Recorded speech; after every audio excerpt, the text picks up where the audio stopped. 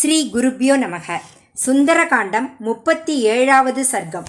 சீதையின் மன உறுதி, ஹனுமானின் மகா வாக்குறுதி.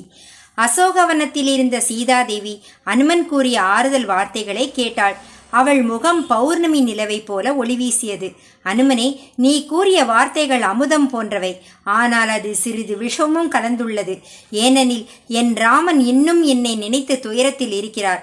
செல்வ வாழ்வு இருந்தாலும் துயரம் வந்தாலும் விதி மனிதனை கயிற்றால் கட்டி இழுப்பது போல இழுத்துச் செல்கிறது.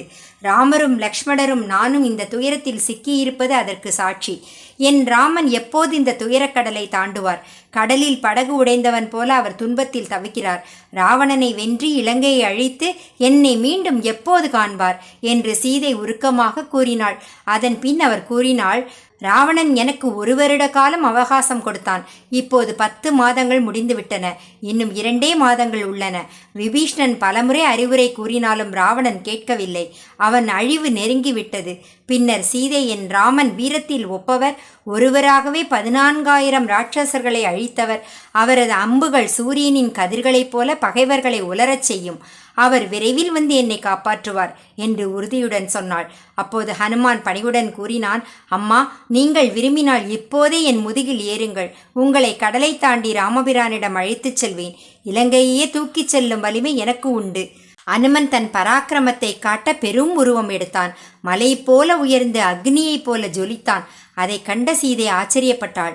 அனுமனே, உன் வலிமை அளவிட முடியாதது. ஆனால் என்னை நீ அழைத்துச் செல்வது தர்மத்திற்கும் புகழிற்கும் ஏற்றதல்ல.